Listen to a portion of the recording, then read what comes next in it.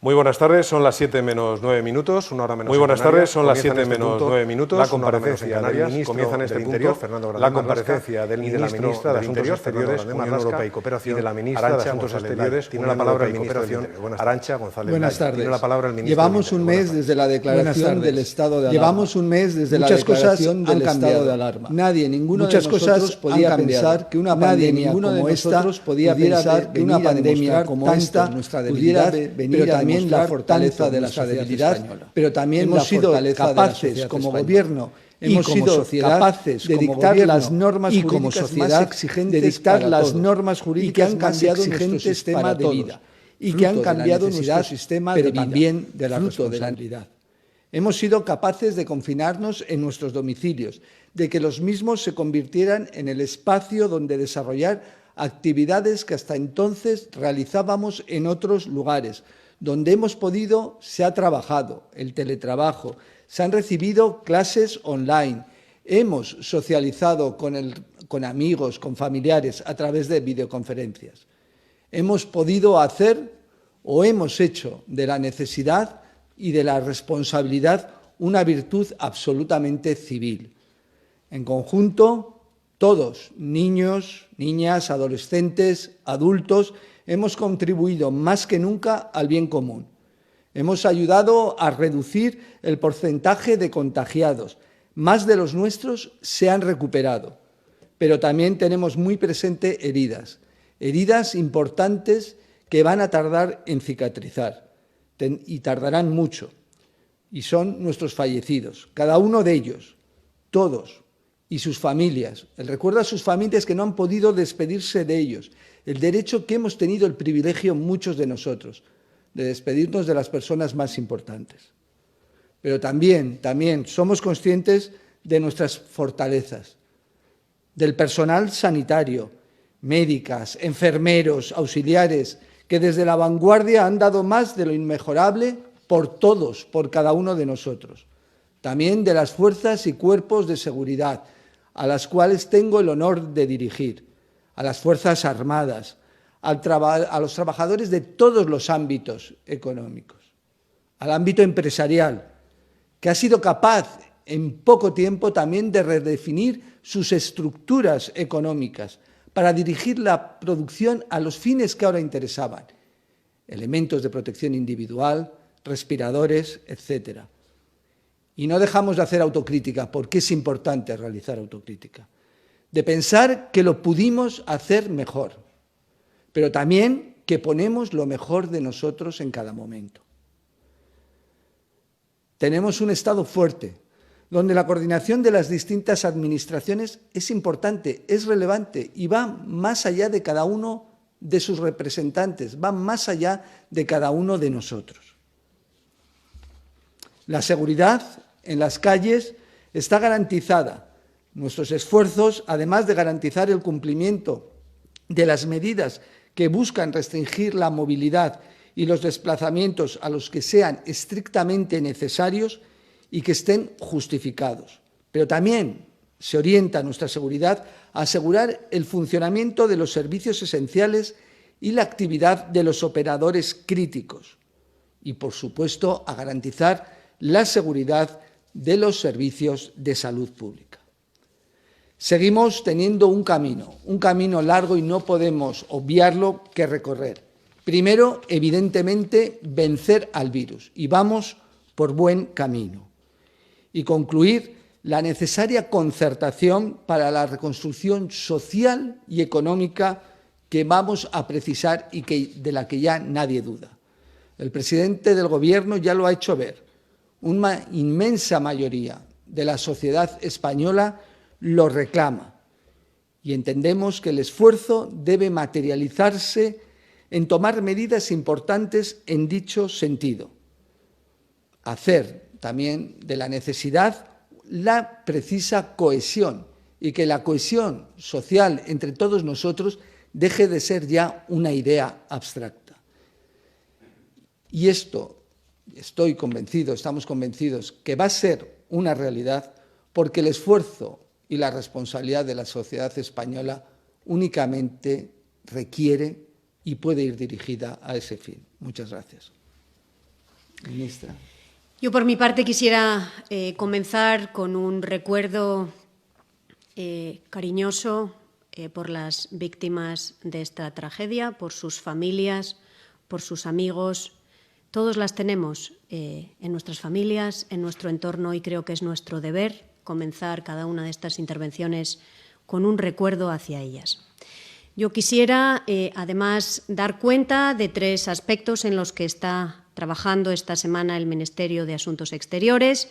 El primero es el apoyo al retorno de españoles turistas, españoles temporalmente en el extranjero para su vuelta a España. En segundo lugar, la Unión Europea, los contactos con mis homólogos europeos para preparar el Consejo Europeo de la próxima semana, 23 de abril. Y el tercero, los esfuerzos españoles con la cooperación internacional. Empiezo con el retorno de españoles en el extranjero, con una cifra de 23.000 los españoles que ya hemos acompañado a retornar a España.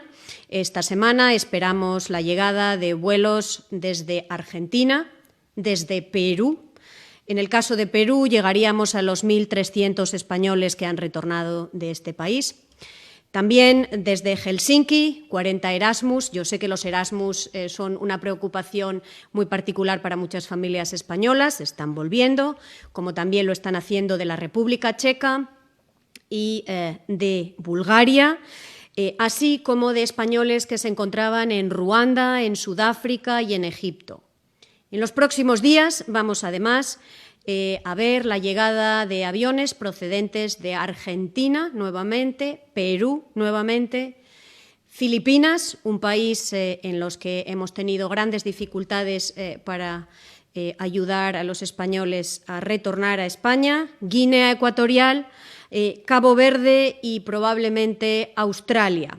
Todo esto lo hacemos en cooperación con la Unión Europea, en solidaridad con otros países miembros de la Unión Europea. Nosotros les damos espacio en los aviones que nosotros fletamos y ellos dan espacio en sus aviones a otros ciudadanos que también quieran retornar. Decirles también que el sistema de alojamiento voluntario de emergencia que pusimos en vigor hace un par de semanas, Aloja, ya cuenta con 300 ofertas de alojamientos voluntarios por españoles en países terceros y demanda por parte de 200 españoles que se encuentran en el extranjero y que necesitan de un alojamiento temporal. En segundo lugar, la Unión Europea, como digo, contactos con otros países miembros de la Unión Europea para preparar el Consejo Europeo del próximo 23 de abril, en el que participará el presidente del Gobierno, con 2 objetivos claves y con la búsqueda de consenso europeo para 2 objetivos claves: un presupuesto europeo para los próximos 7 años, un presupuesto que tenga en cuenta prioridades post-COVID, como pueden ser el refuerzo de nuestros sistemas sociales o de salud, la mejora de la cohesión europea, la inversión en desarrollo tecnológico o la sostenibilidad, por poner algunos ejemplos. Y, en segundo lugar, un plan de choque europeo para impulsar la economía y el empleo.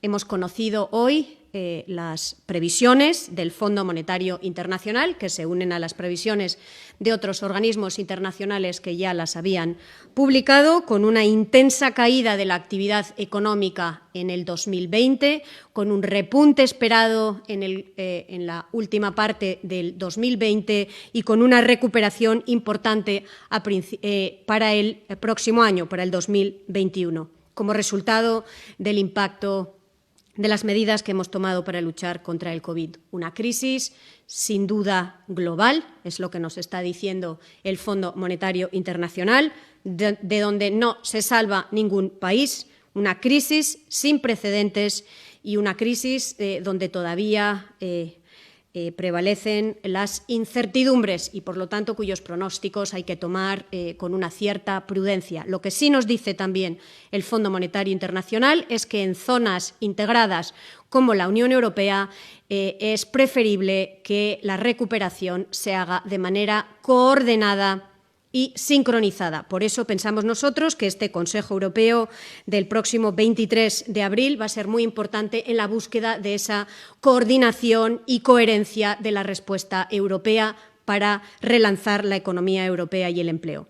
En tercer lugar, el Ministerio de Asuntos Exteriores está también trabajando en la preparación del Plan Español de Cooperación Internacional como respuesta al COVID. Lo estamos haciendo en coordinación con el sistema de Naciones Unidas, lo estamos haciendo con la Unión Europea que ha presentado esta iniciativa de Equipo de Europa, es decir, toda la asistencia que la Unión Europea, incluida España, quiere aportar a los países más desfavorecidos en un apoyo decidido a su lucha también contra el COVID, y en el G20, donde España apoya los esfuerzos de otros países.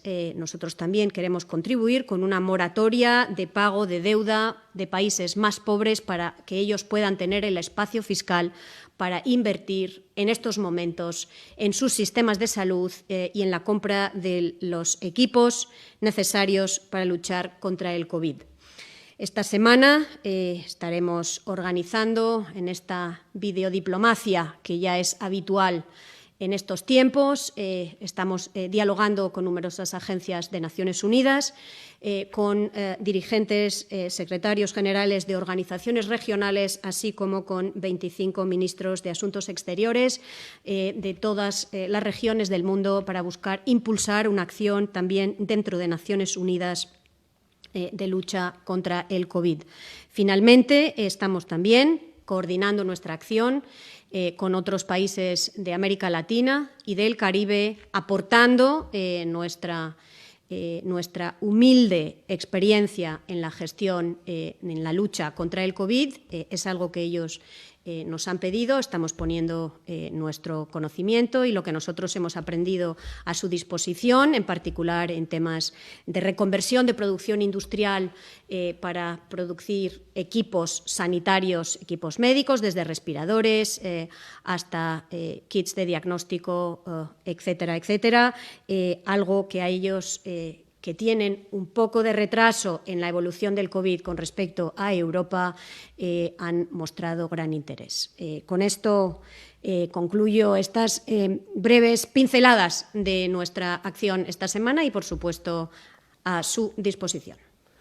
Pues si les parece, comenzamos entonces con las preguntas de los medios de comunicación, que, como saben, eligen a las personas que les representan cada tarde y cada mañana en la participación en estas ruedas de prensa. Hoy tenemos una lista formada por La Voz de Galicia, El Confidencial Digital, Es Diario, La Buena Onda, La Política Online, Bolsamanía, Radio y Televisión Castilla y León, y El Mesallero, Agencia Catalana de Noticias, El Boletín. Esperemos que la comunicación con cada uno de ellos sea correcta. Arriba, por tanto, los canales de sonido, preparado también nuestra realización, y os ruego que, por favor, os presentéis en el momento de formular vuestra pregunta. Primero La Voz de Galicia y luego El Confidencial Digital. Adelante, La Voz. Hola, buenas tardes, ministros. Soy Fran Banado, de La Voz de Galicia. Quería preguntarle al señor Grande Marlaska, el ministro del Interior, si en ese plan para la desescalada del confinamiento se va a consensuar cómo se va a hacer, de qué manera con las comunidades autónomas, o si se va a decidir directamente desde Moncloa y se les va a entregar a los presidentes autonómicos dicho plan. Y después también quería saber qué le parece que el jefe de la oposición se haya enterado esta mañana a través de una rueda de prensa de que está citado para el jueves para el presidente del Gobierno para mantener una reunión de cara a la reedición de esos pactos de la Moncloa, ¿no? Y después también tenía una pregunta para la ministra de Exteriores, para la señora González Laya. No sé si tiene el Ministerio cifras de cuántos profesionales sanitarios extranjeros han homologado sus títulos de medicina desde que estalló la pandemia, y cuántos están trabajando hasta el momento, y también si puede precisar si hay alguna nacionalidad que destaque, ¿no? Y simplemente una pequeña matización, se refería ahora al vuelo de Filipinas. ¿Podría concretar qué día está previsto que vengan? Muchas gracias. Bueno, muchas gracias, Fran, La Voz de Galicia, por las preguntas. En relación a la primera de las cuestiones que formalizas, indicar que es temprano hablar de esos extremos y en este contexto. Estamos en un momento de confinamiento, se ha recordado en distintas ocasiones.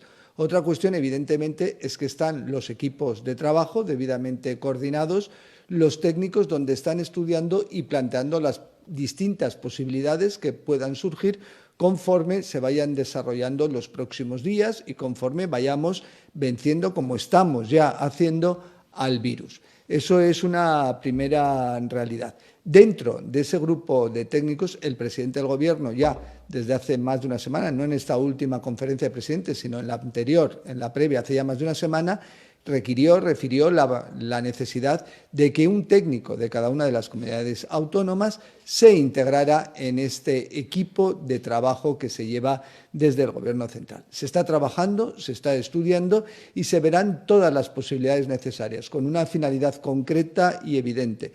El principio objetivo es garantizar la salud pública de todos en ese proceso de desescalamiento que todos conocemos que va a ser difícil. Por eso hay que tomarlo con la necesaria seriedad que se está haciendo. En relación a la segunda de las preguntas, a mí me consta objetivamente que desde Presidencia de Gobierno y el presidente ha expuesto desde hace tiempo la necesidad de iniciar ya los contactos con todos los agentes políticos, con los agentes sociales, con el fin de visualizar la necesidad y cómo enfrentar la necesaria reconstrucción social y económica de nuestro país. Hemos hablado de datos, ha dado datos la ministra de Asuntos Exteriores y esa necesidad inapelable. Evidentemente, lo lógico es empezar por el jefe de la oposición, en este caso el señor Casado, a quien estoy convencido que se le solicitó esa presencia en los términos que se hacen habitualmente. El avión que retornará a españoles en Filipinas partiría el día 23 de abril. Es, insisto, un destino, Filipinas, donde ha sido tremendamente complicada organizar el retorno a España porque los ciudadanos españoles estaban desperdigados por toda la geografía de este país, que es un país archipiélago con enormes distancias y en un contexto en el que el Gobierno había introducido enormes limitaciones a la movilidad dentro del país. Entonces, lo que hemos conseguido finalmente es, a través de un diálogo con el Gobierno, crear corredores y concentrar a los ciudadanos en puntos específicos que será donde les recogerá el avión el día 23. Con respecto a los profesionales sanitarios, en España se ha hecho una llamada a todos los profesionales sanitarios que tuviesen su titulación y su homologación. Se han movilizado cientos de ellos. Es ahí donde nosotros hemos querido insistir. No tengo las cifras específicas, pero no dudes que después de esto las miro y te las cuento. Vamos ahora al Confidencial Digital y después a Es Diario. Recuerdo, por favor, a los compañeros que quedan muchos turnos de pregunta y que, por favor, generemos una dinámica de cortesía entre unos y otros para facilitar los turnos y las respuestas. Por tanto, adelante el Confidencial Digital. Hola, buenas tardes. Soy Irene Horta, del Confidencial Digital. La pregunta para el ministro de la Universidad, Marlaska. En los últimos días, algunas organizaciones pro derechos humanos están denunciando que se han producido abusos policiales, como patadas, bofetadas. Se tiene constancia el Ministerio de Interior que se están produciendo estos abusos, si sabría determinar en qué casos concretos y si los tienen cuantificados y se tomarán medidas al respecto. Y para la ministra de Exteriores, si nos puede concretar la cifra de alumnos Erasmus que todavía quedan por volver a España y en qué países están. Muchas gracias. Bien, muchas gracias, Confidencial Digital. Irene, en ese sentido no me consta ningún abuso por parte de ningún miembro de las fuerzas y cuerpos de seguridad del Estado, consecuencia del dispositivo derivado del COVID-19, pero no podemos olvidar que estamos en un Estado de Derecho, que no hay ninguna limitación al ejercicio de los derechos y si una persona ha entendido que ha sido objeto de una actuación irregular de cualquier carácter por parte de las fuerzas y cuerpos de seguridad, evidentemente lo habrá denunciado, lo denunciará y seguirá el trámite correspondiente. Vuelvo a decir, estamos en un Estado de Derecho y la actuación de las fuerzas y cuerpos de seguridad se rige en principios de legalidad, necesidad y proporcionalidad, y cualquier desviación de esa actuación tiene la respuesta dentro del ordenamiento jurídico. Pero no me consta al día de hoy ninguna, y lo que sí me consta es el trabajo concienzudo e importante de las fuerzas y cuerpos para garantizar la seguridad de todos nosotros. Había, recuerdo, más de 20.000 estudiantes españoles en Erasmus en países de la Unión Europea. La mayor parte de ellos han retornado ya a España. Quedan aún pequeños bolsillos de estudiantes Erasmus en países europeos. Inicialmente, algunos de ellos prefirieron quedarse en su país y no retornar a España. Es el caso de los 40 que están en Finlandia y que vuelven esta semana, pero a medida que pasa el tiempo hay algunos que prefieren volver, que es cuando nosotros les hacemos el acompañamiento. Otros todavía han decidido seguir en el país europeo en el que se encontraban, y para nosotros igualmente válido.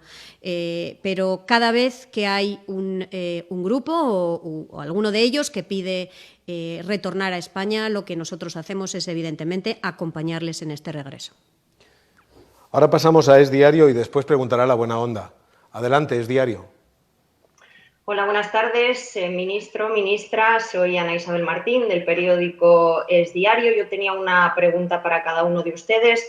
Para la ministra González Laya, señora ministra, el presidente la semana pasada en el Congreso presumió de que España había sido el país europeo que antes había actuado en esta crisis, pero lo cierto es que a día de hoy España sigue liderando el ranking en cuanto a tasa de fallecidos por millón de habitantes, y ayer el presidente Trump, el presidente de la primera potencia mundial, dijo textualmente que España está diezmada. Mi pregunta es ¿cómo cree que la gestión del gobierno de esta crisis está afectando a la imagen internacional de España? Y para el ministro Marlaska, me gustaría, ministro, que aclarara qué ha pasado con ese caso que usted anunció ayer, que era un caso de violencia doméstica en Valladolid, y que parece ser que luego la delegación del Gobierno en Castilla y León desmintió que se tratara de tal, sino un suicidio. Y me parece especialmente importante, dado que estamos en un momento en que el Gobierno y usted mismo ha abogado por luchar contra la desinformación en un momento tan delicado. Gracias a los dos. Bueno, yo podría responder a esta pregunta diciendo que es fácil ver la paja en el ojo ajeno y no la viga en el propio, pero no lo voy a hacer porque yo creo que esta no es la manera en la que tenemos que enfrentarnos a esta pandemia. Creo que es un poquito pronto para dar lecciones o para recibir lecciones. Yo creo que en estos momentos donde nos tenemos que concentrar es en erradicar la pandemia, en nuestro caso erradicarla en España, con humildad, pero también con seriedad y con eficiencia, que es lo que tratamos de hacer.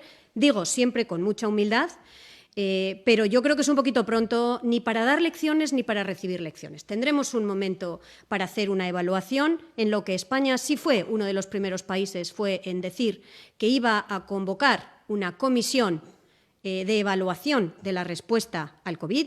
Eso lo dijo el presidente del Gobierno al inicio de esta crisis, y me parece que lo importante será evaluar cuál ha sido, dónde han estado los aciertos, dónde han estado los errores. Lo haremos nosotros como país y en ese momento estaremos dispuestos a un diálogo tanto con todos los actores españoles como con otros países a quienes les interese.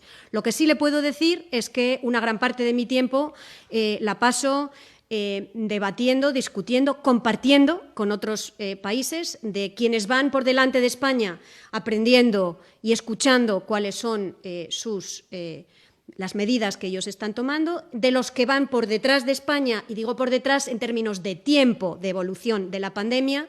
Son muchos los que se acercan a España, incluida la Administración americana, que busca también que compartamos con ellos lo que nosotros estamos haciendo. Como digo, con gran humildad, porque en esto no hay nadie que tenga una receta mágica, pero también sin complejos, explicando lo que el Gobierno y todas las fuerzas sociales y la ciudadanía está haciendo en España para vencer al COVID. Bien, muchas gracias, Ana Isabel, Es Diario, por la pregunta. Podemos hacer autocrítica y se hace cuando procede y en los términos precisos.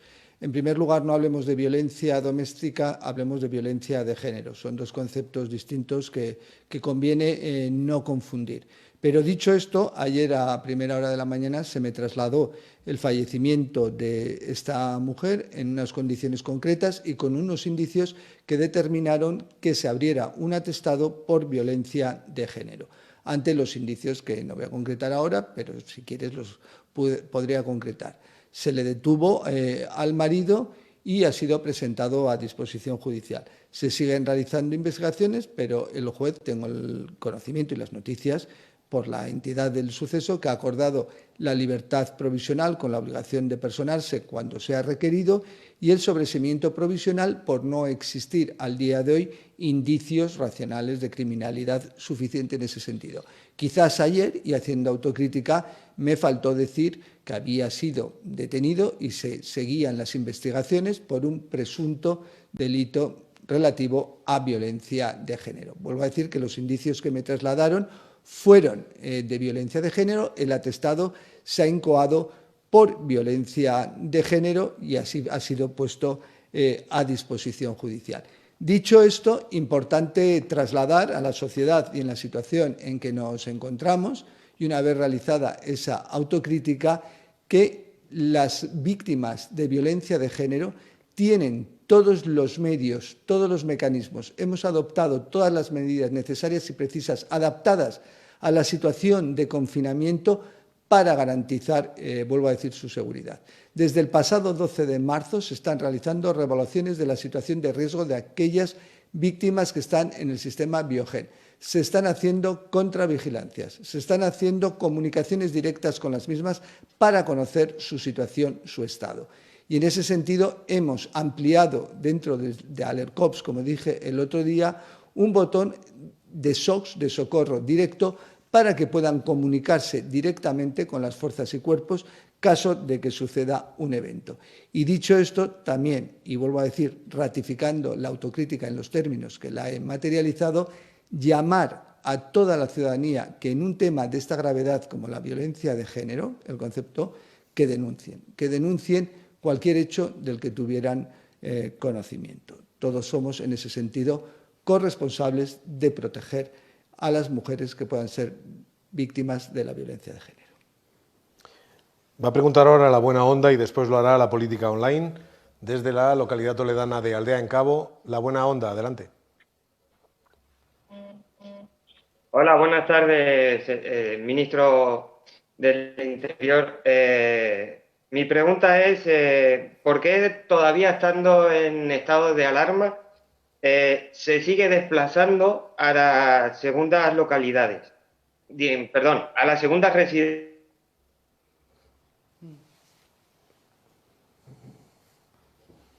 Se ha cortado. Bueno, de momento ahí hay una pregunta que sí que se ha entendido bien. Si quiere, ministro, la responde y vemos si luego se puede recuperar o si no, pasaríamos al siguiente turno.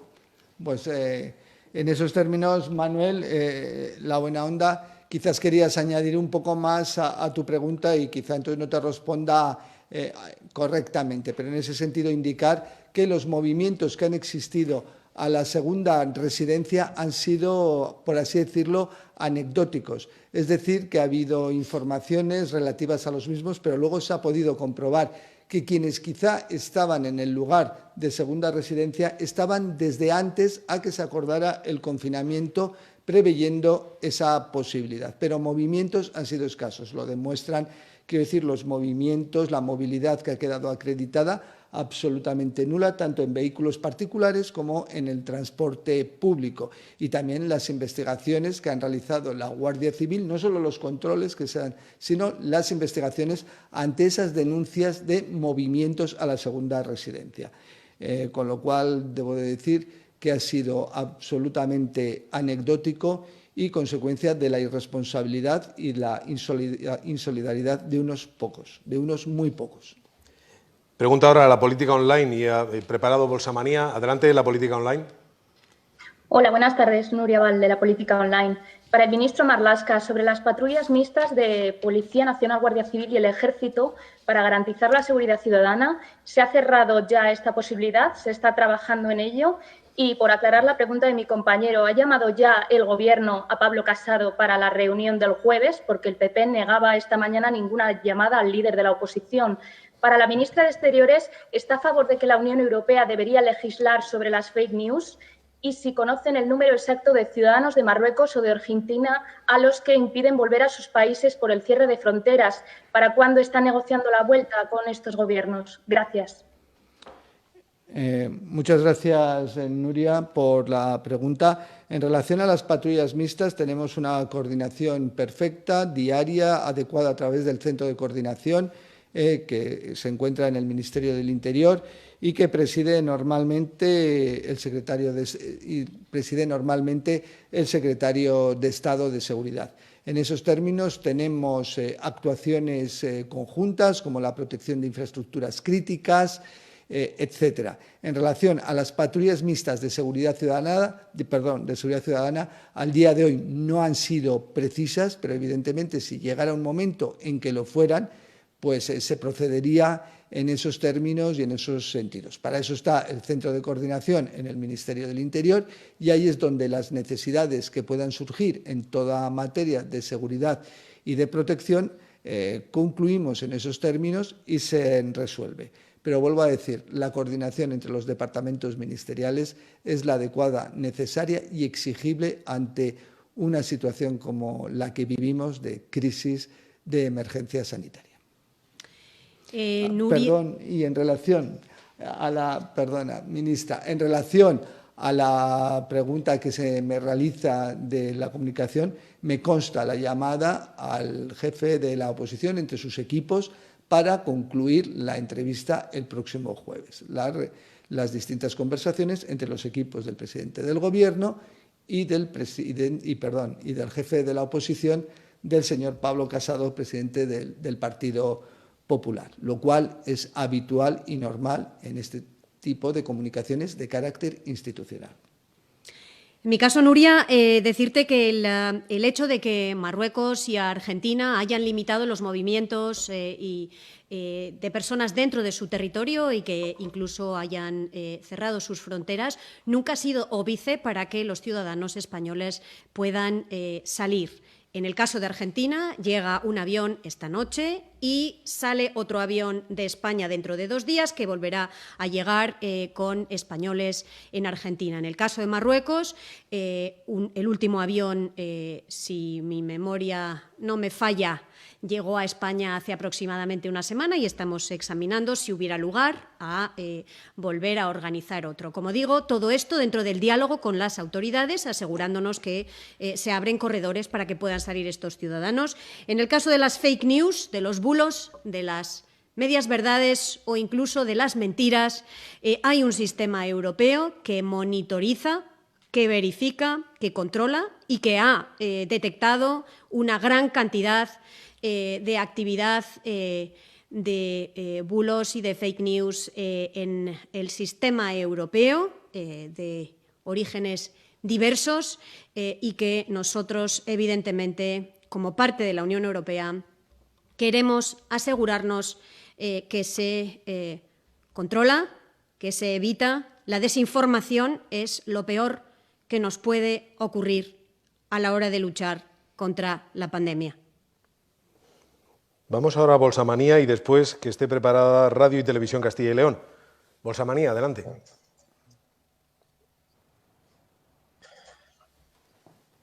Hola, Eduardo Segovia, de Bolsamanía. Le quería preguntar a la ministra de Asuntos Exteriores si el Gobierno ya ha pensado cuánto dinero va a pedir a los fondos aprobados por el Eurogrupo, tanto el de gasto sanitario de 340.000 millones como el de 100.000 millones para desempleo. Y también, dada la importancia de las exportaciones para la economía española, si la Unión va a tomar alguna medida para dar salida al stock que hay almacenado en nuestro país o si el Gobierno va a buscar algún tipo de acuerdo bilateral con Estados Unidos o con cualquier otro gran país. En cuanto al ministro del Interior, me gustaría preguntarle si se van a repartir mascarillas y guantes a las empresas, dadas las dificultades que hay para conseguirlos. Muchas gracias. Bueno, primero de todo, lo que el Eurogrupo acordó la semana pasada fueron líneas de liquidez que son diferentes, algunas son precautorias, España no tiene necesidad de acudir a ellas, otras tienen que ver con el reaseguro de desempleo, que como usted mencionaba, 100.000 euros, 100.000 millones de euros que la Unión Europea pone sobre la mesa y que va a poder ser utilizado por países como España para financiar los ERTEs españoles. El mecanismo todavía no está en marcha, es una propuesta de la Comisión a la cual el Eurogrupo le ha dado su apoyo y que ahora necesita ser traducido en forma reglamentaria antes de poder ser utilizado, pero a nosotros, país con un presidente que ya en el año 2018 estaba impulsando este seguro de desempleo, nos parece tremendamente útil y, por supuesto, cuando esté disponible buscaremos utilizarlo. Sobre exportaciones y sobre comercio internacional, decirles que una de las indicaciones que también aparecen en el informe del Fondo Monetario Internacional es la importancia de mantener el comercio internacional abierto, porque del comercio internacional también puede tirar la recuperación económica, va a poder realizarse vía comercio exterior, vía exportaciones. En estos momentos se está haciendo de manera más puntual, se está haciendo para productos agropecuarios y agrícolas en alguna medida, aunque como todos sabemos existe en estos momentos precisamente un parón de actividad económica que hace difícil el comercio internacional, pero mantenerlo abierto y mantener el comercio como fuente, como palanca para la recuperación es una de las recomendaciones fuertes que hace el Fondo Monetario Internacional y que hace la Organización Mundial de Comercio, que también puso sus previsiones sobre la mesa hace unos días y algo que España tiene que escuchar atentamente y que la Unión Europea tiene que hacer, dada la importancia del comercio exterior en la Unión Europea y en la economía de la Unión Europea y dada la importancia del comercio para la economía española. Bien, muchas gracias, Eduardo. En relación al suministro o el hecho de la provisión de las mascarillas, referir en este extremo que el Gobierno lo que ha hecho, está haciendo y realizará es posibilitar el acceso a la adquisición de mascarillas por parte del conjunto de empresarios al objeto de que cumplan ellos respectivamente con su obligación de garantizar la seguridad de los trabajadores. Y lo estamos haciendo tanto abriendo camino en la exportación como en el mercado interior, como he dicho, en mi interior, redefiniendo nuevas producciones, adaptando nuevas producciones en el ámbito de distintas empresas nacionales, a las cuales, vuelvo a decir, agradecemos su esfuerzo. Radio y Televisión Castilla y León y después El Mesallero. Adelante, Radio y Televisión Castilla y León. Hola, buenas tardes. Soy Rubén Hernández de Radio Televisión Castilla y León.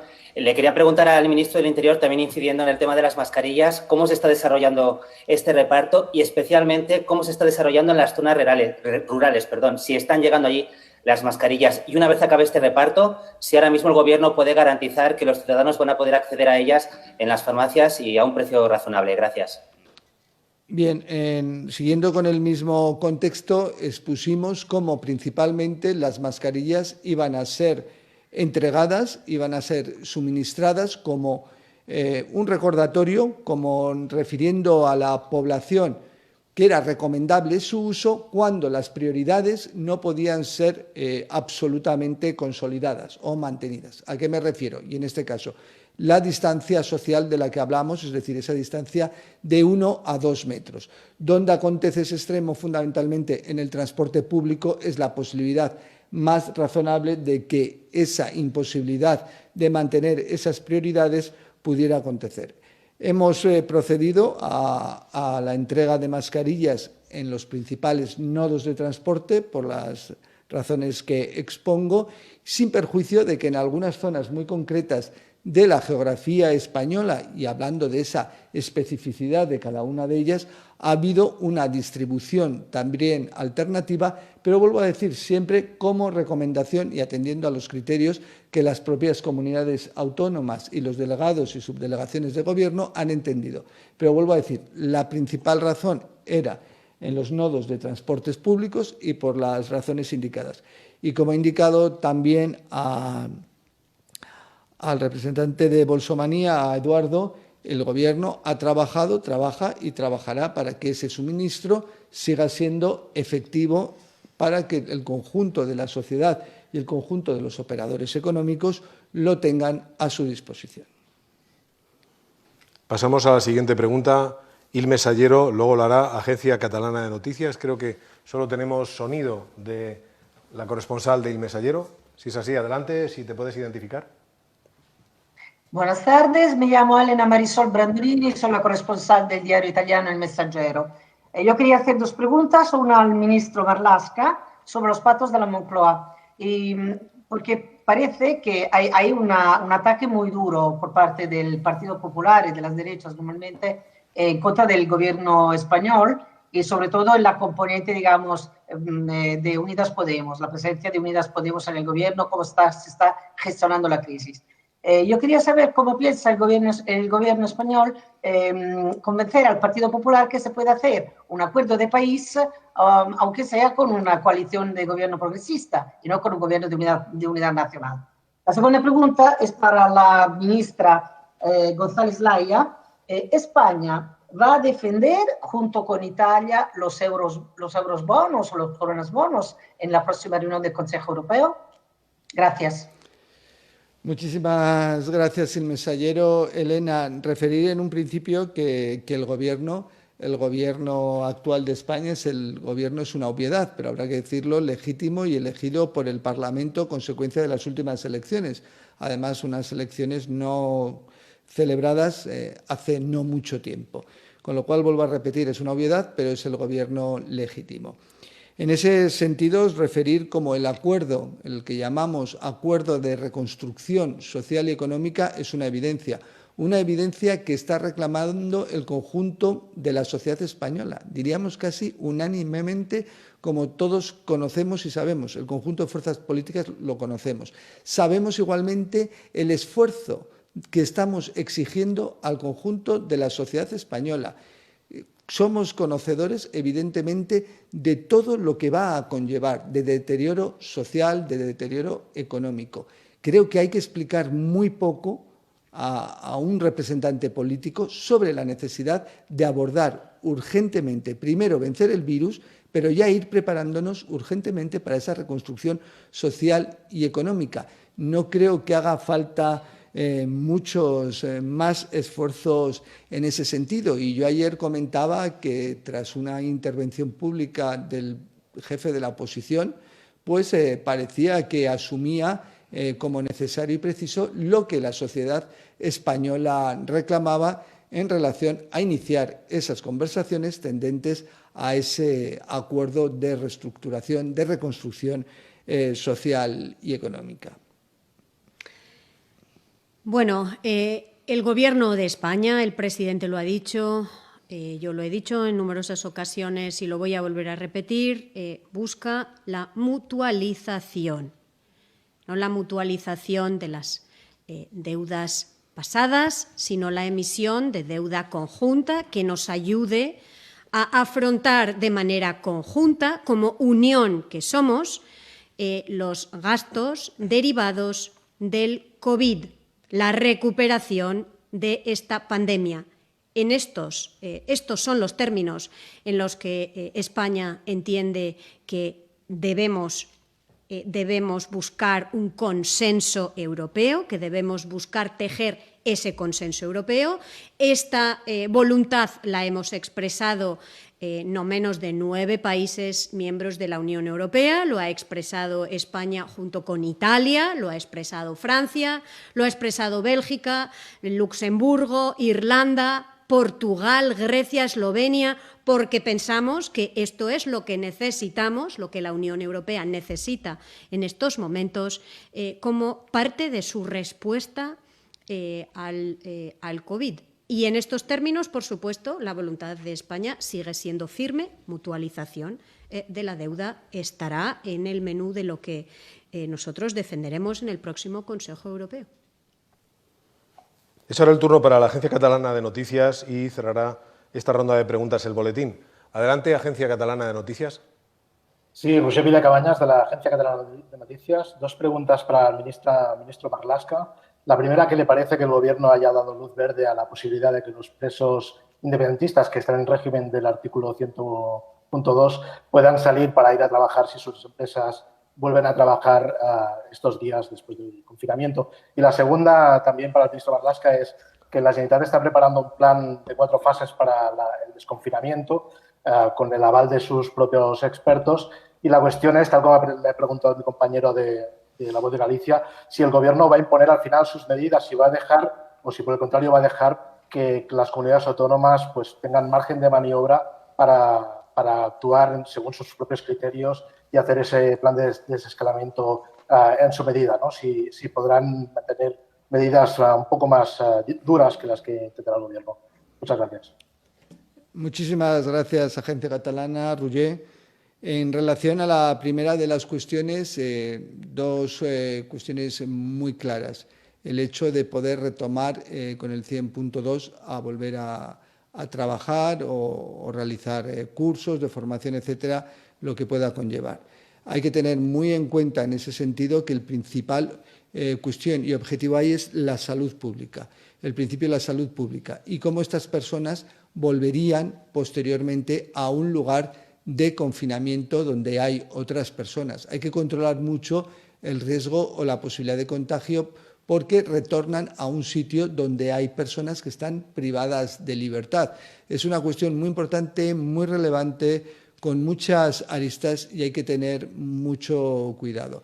Ahí serán los técnicos necesariamente quienes puedan determinar la proporcionalidad o necesidad de esa libertad, para ir a trabajar en esos términos. No nos encontramos en una situación normalizada, sino en una situación de privación de libertad de otros. Hay que garantizar los derechos de todos, y en este caso. Con lo cual no me atrevo a una conclusión, es muy compleja y creo que no se puede solventar de un plumazo. En relación a la segunda de las cuestiones, volvemos a decir, el Gobierno del Estado, el Gobierno central, es quien dirige, como no podía ser de otro modo, la política ante la emergencia sanitaria que estamos sufriendo. Se tuvo que dictar el decreto de estado de alarma, prorrogado, ratificado por el Congreso, y ahora estamos todavía en época, vuelvo a decir, de confinamiento. Esto es importante. Parece que nos hemos olvidado, estamos en la época de confinamiento. Otra cuestión es que ya estamos o se están trabajando los técnicos en esas otras posibilidades que pueden materializarse de desescalamiento. Pero, vuelvo a decir, es todavía pronto.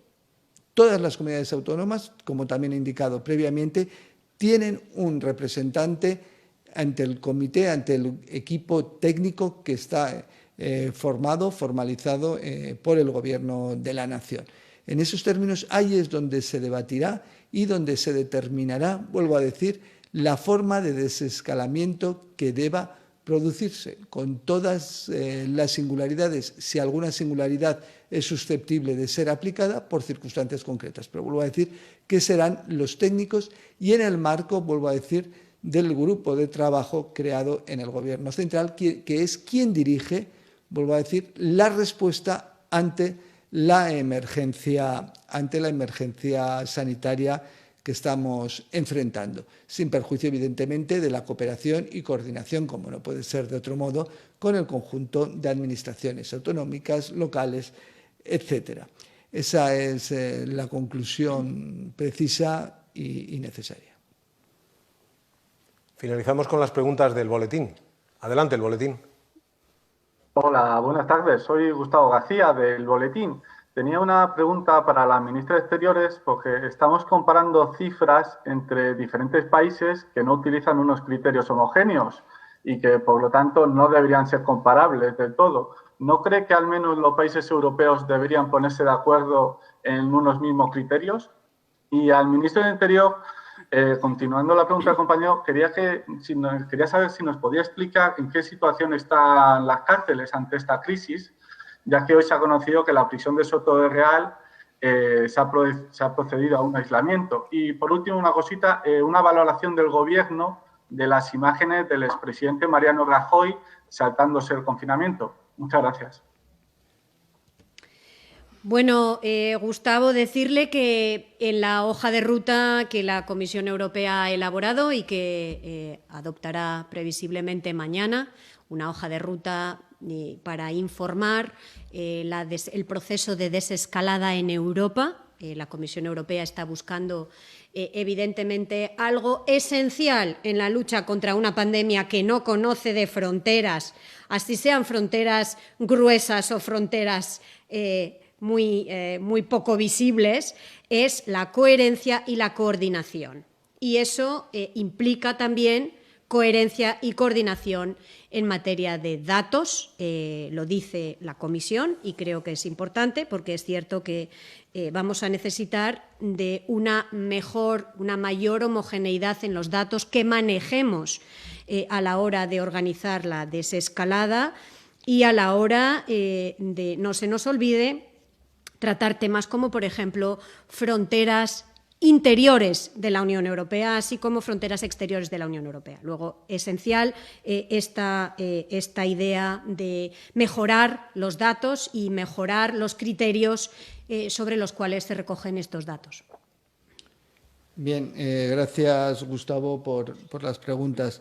En relación a la situación en las prisiones, como he contestado anteriormente al compañero de la agencia catalana, es una situación muy compleja compleja per se, por la situación de confinamiento de los propios internos, la situación de privación de libertad, que, como he dicho en otras ocasiones, se intensifica al limitársele, por razones del decreto de alarma, comunicaciones personales, vis a vis, comunicaciones en locutorio, sin perjuicio que se compensa, evidentemente, con otra posibilidad de comunicaciones distintas y diferentes a distancia. En esos términos, indicar que gracias al compromiso de los funcionarios de prisiones, más de 25.000 funcionarios, y al comportamiento de más de 50.000 internos de solidaridad con el resto de la sociedad, estando ellos con un confinamiento previo, consecuencia evidentemente de las concretas responsabilidades de carácter penal, tenemos una óptima situación, y también de las medidas adoptadas, es decir, por la Secretaría General de Instituciones Penitenciarias desde el primer momento. Tenemos un índice de contagios, un número de contagios en funcionarios que es de 210, ronda los 210, y de presos de 22. Realmente, dentro del número, es un número pequeño y se han tomado todas las medidas necesarias de aislamiento que son precisas y que requieren los protocolos establecidos al respecto. El de Soto, en Soto, es cierto que uno de los internos dio positivo, como ha ocurrido, vuelvo a decir, en casos muy puntuales en otros centros penitenciarios, y se han adoptado las medidas de aislamiento necesarias y precisas para garantizar la seguridad de todos. Por eso digo, y por eso vuelvo a utilizar, para que seamos conscientes de la entidad de la otra pregunta que se me ha hecho de los presos en Cataluña y de la supuesta posibilidad de que salieran. Estamos hablando de salud pública y el retorno a un lugar de confinamiento efectivo y real de muchas personas privadas de libertad, pues evidentemente lo que no puede es poner en tela de juicio la salud de esas terceras personas y evidentemente la seguridad de los centros penitenciarios. Y respecto a la segunda de las cuestiones, la supuesta vulneración de la obligación de permanecer en el domicilio del confinamiento del expresidente Rajoy, pues están realizando las investigaciones oportunas para comprobar ese extremo. Pero evidentemente, como he dicho anteriormente, en un Estado de Derecho el principio de legalidad es el elemento y el pilar base, con lo cual la norma se aplicará en los términos que deba aplicarse caso de acreditarse o adverarse los extremos que sirven de sustento a la norma. El nombre no determina una aplicación u otra de la misma. Gracias, ministros, por su comparecencia. La damos por finalizada aquí en este punto, 8 menos cuarto pasadas. Gracias al ministro del Interior, Fernando Grande Marlaska, y a la ministra de Asuntos Exteriores, Arantxa González Laya, y a todos los participantes. Buenas tardes. Gracias. Muchas gracias.